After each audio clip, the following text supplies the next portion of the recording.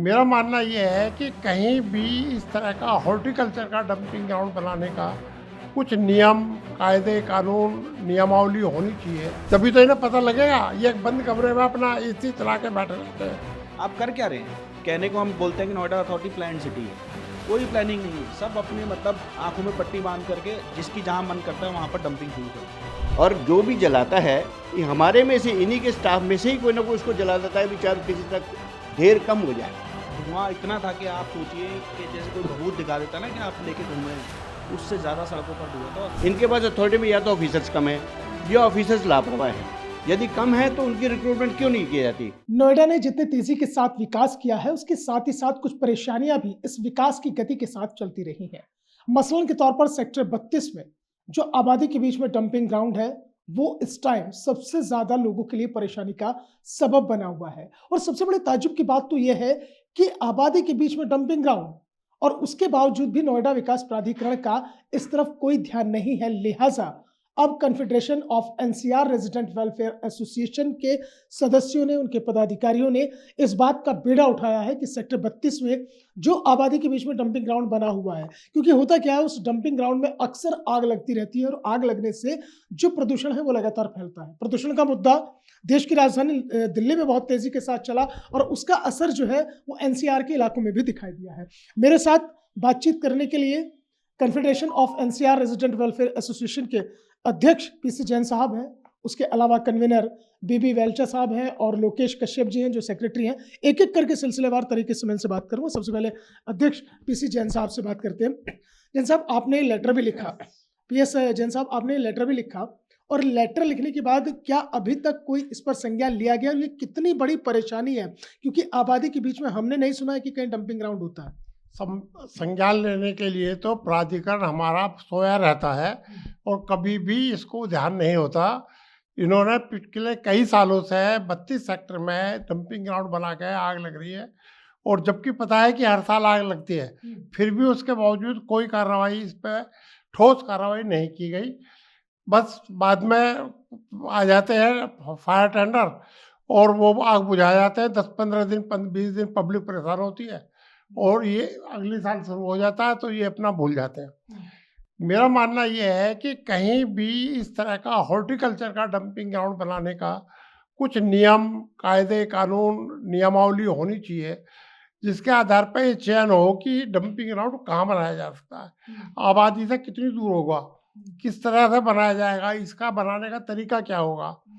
जैसे कि और डंपिंग ग्राउंड बनते हैं, यहाँ तो बिल्कुल लकड़ियों का और पत्तों का ढेर लगा देते हैं और कोई भी आदमी किस तरह से भी उसमें आग लग जाती है, और उस आग लगने का नतीजा है कि 3-3 किलोमीटर, 4-4 किलोमीटर चारों तरफ इतना धुआं हो जाता है कि बड़े बूढ़े बच्चे सब उस धुएं से परेशान होते हैं। यानी जैन साहब, ये तो ये हो गया ना स्थिति कि एक तरफ तो कानून बनता है, जिस तरह से प्रदूषण है कि प्रदूषण नहीं फैलना चाहिए, दीपावली आएगी तो पटाखों पर बैन लगा देंगे, और इस तरह से जो डंपिंग ग्राउंड में जिस तरह से आपने इस लेटर में जिक्र किया है, उससे तो परेशानी और ज्यादा बढ़ जाती है। यही दिक्कत है कि इस पर परेशानी बढ़ती है। दूसरा, प्राधिकरण किसी भी अधिकारी की जिम्मेदारी नहीं लेता, कोई भी अधिकारी अपने ऊपर जिम्मेदारी नहीं लेता और पब्लिक उसको भुगतती है। प्राधिकरण तो मेरे हिसाब से ऐसा हो गया है कि गलती करो, कुछ भी करो, पब्लिक कुछ भी कहती रहे, अपना आँख बंद करके सोया रहता है, इस पर कोई असर नहीं पड़ता। हमारे विधायक भी इसको कई बार उठा चुके हैं मुद्दे को, लेकिन उसके बाद भी इसको किसी ने संज्ञान नहीं लिया। प्राधिकरण तो बिल्कुल एक, आपको मैं क्या कहूँ कि इस तरह का संस्था बन गई है कि जिसे किसी का डर ही नहीं है। रही बात पोल्यूशन की, इससे इतना पोल्यूशन हुआ है, जरा सा कहीं कुछ होता है तो ये उस पर हजारों, 20,000, 10,000 की पेनल्टी लगाने पहुंच जाते हैं। अभी हुआ है, इसकी पेनल्टी किस पर लगेगी? इसकी पेनल्टी तो करोड़ों में लगनी चाहिए प्राधिकरण के ऊपर, और बिल्कुल व्यक्तिगत जिम्मेदारी होनी चाहिए। जो जो अधिकारी हैं, इनकी सैलरी से पैसे कटने चाहिए, तभी तो इन्हें पता लगेगा। ये एक बंद कमरे में अपना एसी चला के बैठे रहते हैं और कोई भी इस तरफ ध्यान नहीं देता कि पब्लिक की क्या परेशानियां हैं, इसका क्या हल करें। अब नया डंपिंग ग्राउंड बनाने की बात है, उसका कोई स्टैंडर्ड नहीं है कि भाई कहाँ बनना चाहिए, आबादी के बीच में क्यों बने। इसको बाहर बनना चाहिए, इसके पत्ते अलग करने चाहिए, लकड़ी का ठेका दे देना चाहिए, उठा के चली जाए। नहीं हो तो अंतिम निवास पे चली जाए लकड़ी, अगर ये कुछ नहीं करते तो वहाँ कम से कम इसका डिस्पोजल तो हो।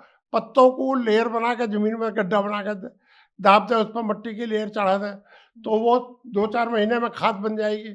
उसका इस्तेमाल होगा तो आग तो नहीं लगेगी और उसका इस्तेमाल भी हो जाएगा। देखिए, बहुत बड़ा सवाल है निश्चित तौर पर कि जब इतनी बड़ी परेशानी है तो उस परेशानी का हल भी नोएडा विकास प्राधिकरण को ही खोजना है। लेकिन जिस तरह से पीएस जैन साहब ने एक बहुत बड़ा सवाल उठाया है कि भाई अभी यहाँ पर आग लगी, प्रदूषण फैला, तो ऐसे में तो जो जुर्माना है वो प्राधिकरण के अधिकारियों पर लगना चाहिए और मोटे तौर पर लगना चाहिए। बीबी वेल्चे हैं जो कन्वीनर हैं इस संस्था के। अब आप लोगों ने ये पत्र तो लिख दिया है, लेकिन अब सवाल ये है कि अभी तक संज्ञान नहीं लिया गया, जनप्रतिनिधि भी इस तरफ सवाल उठा चुके हैं, तो अब अगला आप लोगों का स्टेप क्या होगा? स्टेप क्या है कि हमें मिल के प्रदर्शन करना पड़ेगा इस चीज़ पे, जाके हमें अथॉरिटी ऑफिसर से मिलेंगे हम, नहीं तो इसको हम जनता की आवाज़ बना के जनता को लेके दरबार जाएंगे, ताकि जो भी जिम्मेदार व्यक्ति है उसकी रिस्पॉन्सिबिलिटी फिक्स की जाए। इनके पास अथॉरिटी में या तो ऑफिसर्स कम है या ऑफिसर्स लापरवाह हैं। यदि कम है तो उनकी रिक्रूटमेंट क्यों नहीं की जाती, उनको क्यों प्रॉपर एक व्यक्ति को 6 विभाग किस लिए दे रखे हैं? तो ये प्राधिकरण को इसको बहुत सीरियसली लेना पड़ेगा। ये जो प्रदूषण है हर व्यक्ति को राइट फ्रॉम द बिगिनिंग, एक बच्चे से लेके हर उम्र के व्यक्ति को असर करता है, हर एक को बीमारी का कारण बनेगा। तो इसके लिए तो बहुत स्ट्रिक्ट एक्शन लेना चाहिए इनको, किसी भी हालत में इनको इमीडिएटली करना चाहिए। और जो भी डंपिंग ग्राउंड बनाए वहाँ सेग्रीगेशन कराई जाए, सेग्रीगेशन कराई के, और जो भी कूड़ा निस्तारण है उसको कमर्शियली यूज़ किया जाता है, रीयूज़ हो जाता है। आजकल हर एक चीज़ रीयूज़ हो जाती है, तो why don't they implement like that? और उसमें जलने के लिए छोड़ देते हैं उसको, और जो भी जलाता है ये हमारे में से, इन्हीं के स्टाफ में से ही कोई ना कोई उसको जला देता है, बेचारा किसी तरह ढेर कम हो जाए। ये भी बड़ा सवाल है। लोकेश जी, क्या नोएडा विकास प्राधिकरण अब आंखों पर पट्टी बांधकर बैठ गया है? क्योंकि ये पहला मौका नहीं है कि विकास प्राधिकरण के ऊपर इस तरह के सवाल उठते हैं। बिल्कुल जी, मैं भी यही कहूँगा।